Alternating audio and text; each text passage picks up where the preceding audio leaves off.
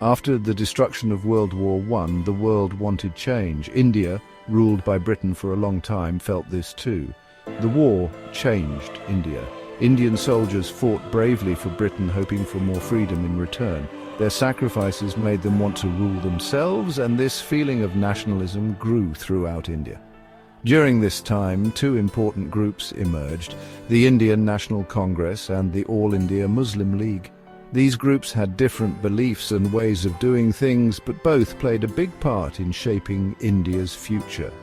The Indian National Congress, started in 1885, had been asking for Indians to have more say in their government for many years. After the war, people really started listening to their message.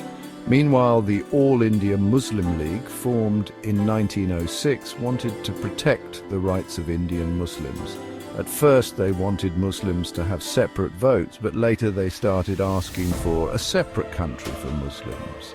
This set the stage for a complicated mix of hopes, beliefs, and power struggles that would eventually change the map of South Asia.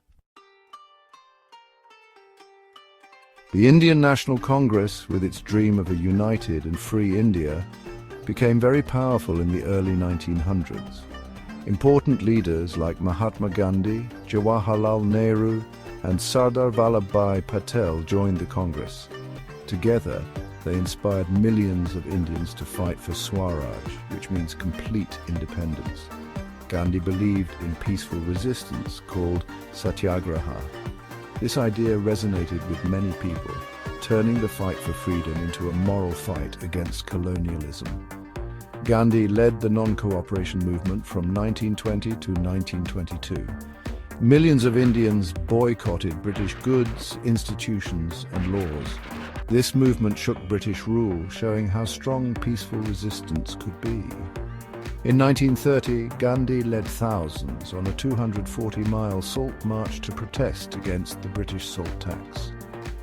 These events, full of courage and determination, exposed the weakness of the British Empire and motivated Indians to fight for their freedom. While the Indian National Congress wanted a united India, the All India Muslim League started focusing on the unique identity and needs of Indian Muslims. Muhammad Ali Jinnah, a key figure who initially supported Hindu-Muslim unity, gradually leaned towards the idea of a separate Muslim state. This shift happened because some Muslims were worried about their future in an independent India where Hindus were the majority.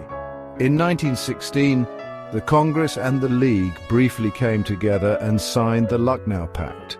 This addressed some Muslim concerns by giving them separate electorates. However, this temporary agreement couldn't bridge the growing gap between the two groups' visions for India's future. The Lahore Resolution of 1940 was a turning point. The Muslim League officially demanded a separate Muslim country, Pakistan, in the areas of northwest and eastern India where most people were Muslims. This demand, fueled by anxieties among some Muslims about their place in a post-colonial India, solidified the demand for a separate nation. This led to a turbulent period of negotiations, violence between communities, and ultimately the division of the subcontinent. As India got closer to independence, the differences between the Congress and the League grew bigger. The Congress, wanting a united India, saw partition as a painful division of the nation, going against their shared history and struggle against British rule. They proposed a federal structure, giving significant autonomy to provinces to address the concerns of various communities. However, the League insisted on Pakistan. They argued that Muslims were a separate nation and couldn't thrive under a Hindu-majority government.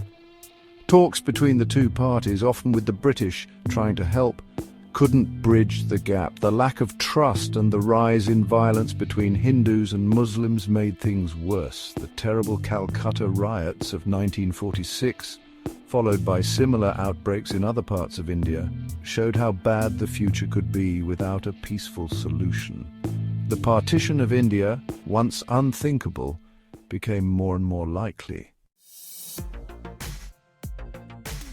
Finally, on August 15, 1947, India achieved independence, but it came at a high cost. The Indian subcontinent was divided into two independent nations, India and Pakistan.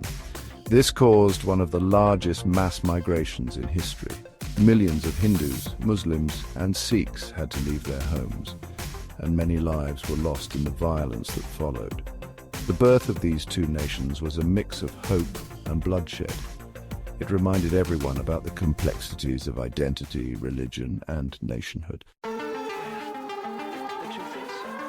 The fight for Indian independence and the partition that followed continue to shape India and Pakistan today.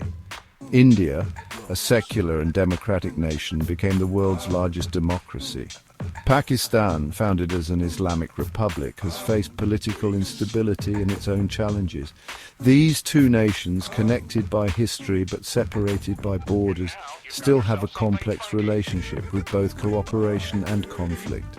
The struggle for Indian independence, fueled by the dreams of millions and shaped by the ideologies of the Congress and the Muslim League, teaches us important lessons about the difficulties of building a nation, the importance of dialogue, and the lasting power of unity and reconciliation. Understanding this crucial period in South Asian history is essential for comprehending the region's dynamics and the challenges and opportunities that lie ahead.